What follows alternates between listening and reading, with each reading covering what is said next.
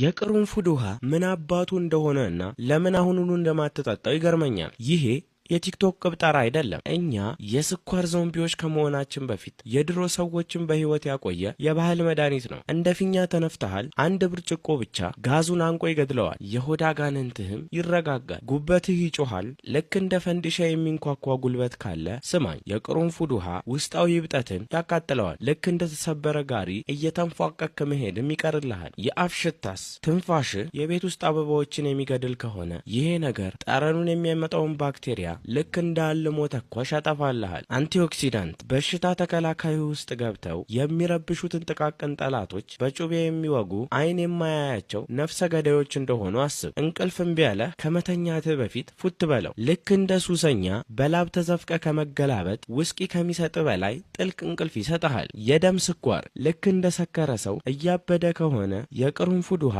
ረጋ ያደርገዋል። በንዴትም ሰው ከመብላት ትድናለህ። ጉልበትህስ በቢራና በጸጸት ለተጠበሰው አሳዛኝ ጉበትህ ስራውን ከማቆሙ በፊት ልክ እንደ ስፓ እንደገባ ያህል እረፍት ያገኛል። ይሄ ተአምር አይደለም፣ የመኖር ጉዳይ ነው። ጠጣው ወይም በድክመቱ ውስጥ መበስበስህን ቀጥል። ለዚያ ለተረገመ ሰውነትህ ተጨማሪ ለኛ አንድ ያለን አለኝታ አለ። እሱ ማን ይባላል? ንገሩኝ እንጂ በሉ እንጂ ማን ይባላል?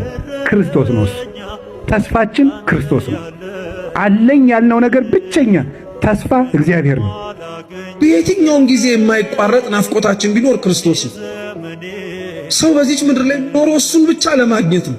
የጸጋዎች ሁሉ ጸጋ፣ የስጦታዎች ሁሉ ስጦታ ሰዎች ለሌላው ሰዎች ሊያደርጉት ከሚችለው ትልቁ ነገር በላይ ምንድነው ብትባሉ እግዚአብሔር ነው።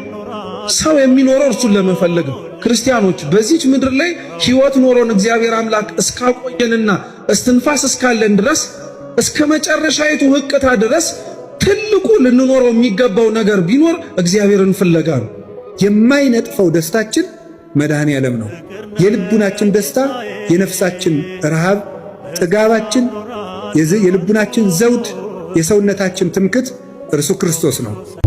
እስቲ ስማኝ አንተ ደደብ፣ አንድ ሽንኩርትና ዝንጅብል ፈቅፍቀ አንድ ጠርሙስ ውስጥ ወርውር። በሶስት ትልልቅ ማንኪያ ማር አስጥመ የሎሚ ጭማቂ አንጎሉ እስኪወጣ ድረስ ጨምቀ ብትጨምርበት ምን እንደምታገኝ ታውቃለህ? ጉሮሮህን የሚያስተካክል አክታን ከሰውነት የሚያባረርና ሳልን ገሎ የሚቀብር ሲሮፕ ታገኛለህ። ሳምባ ልክ ጠበል እንደተጠመቀ ሰው አየር ሲስብ ይታይሃል። ጠዋት አንድ ማንኪያ፣ ማታ አንድ ማንኪያ። ደረቱ ውስጥ ያለው ረግረጋማ ነገር ይደርቃል። ልክ እንደ ቼን ስሞከር አሮጊት ማሳልም የለም። ይጣፍጣል፣ ያቃጥላል። ብቻ በአንድ ጠርሙስ የተያዘ ብጥብጥ ነው። ለተጨማሪ ጨካኝ መፍትሄዎች ዶክተር አበሻን ፎሎ አድርግ።